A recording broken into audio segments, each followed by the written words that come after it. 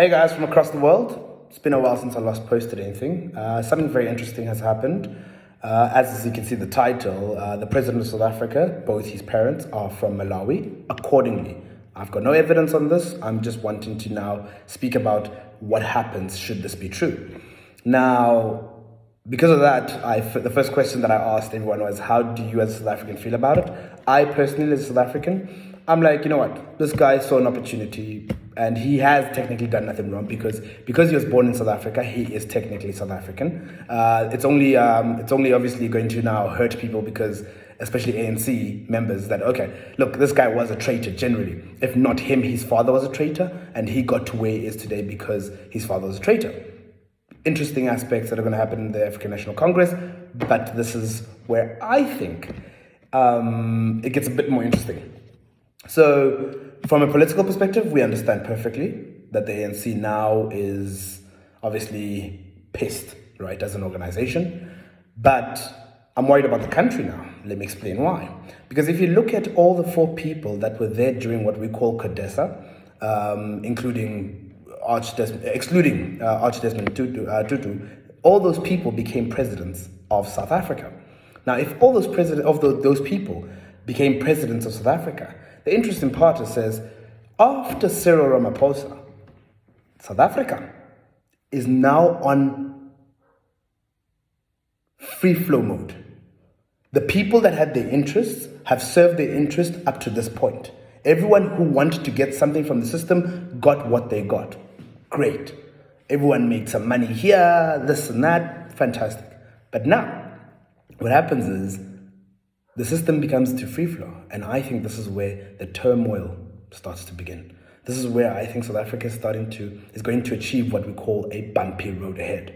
Because if everyone who has had their interests served and only planned for up to this point, and they did not have a secondary plan. So if the Verwoerds guys, when they were having the negotiations with our former president Nelson Mandela, and they were like, okay, look, we see apartheid as this. Remember, South Africa, you're not a free nation. You have democracy.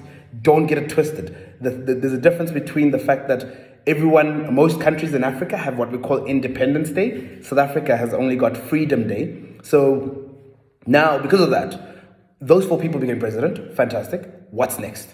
Who becomes president?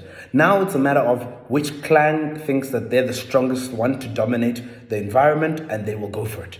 Now you have what we call democracy in South Africa, but we all can agree that democracy works for an environment that is developed, not a developing one. And as a result, you are going to experience a shock in the system. So people wanted what they wanted, got what they wanted, would have loved to benefit for longer, but this is where their plan came to an end. Now, who's next? Now, what direction does South Africa take? I remember seeing a video of some young lady saying that our country is going in turmoil. I agree with you. Yes, our country is going into a deep downward spiral. And it's based on leadership. It's based on people's priorities and objectives. The affordability of living in South Africa is just no longer a viable thing for anybody. Electricity cuts, petrol prices has gone up. Look, Europe, the Ukraine and Russia thing played a contributing factor, but still, we're at a point where South Africans, a majority of them, don't do what they got to do. Can't do what they want to do. They can't get jobs. There's no opportunities. They've lost hope in the idea of living, and just like, let's just flow. Let's just drink our lives away because this is clearly the only option. Because I see my cousin who's got a degree sitting in the room next door, and she doesn't have a job. Anyway, so we're going into turmoil now.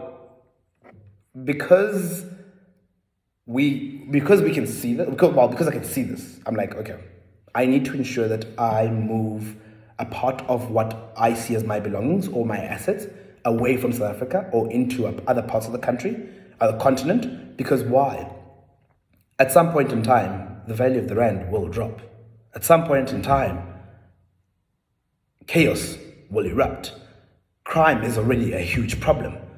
There is no one that in South Africa who doesn't know someone that got robbed or got mugged or got killed. Or maybe killed is exaggeration, but yeah, there's a problem. It's boiling. And this pot is about to pop because if it doesn't, it can't keep boiling like this. It's not sustainable. Where we've got municipalities that are dysfunctional. We've got parastatals which are consistently needing bailouts or being sold to the next person. Look, I really hope I'm wrong. I really hope I'm wrong.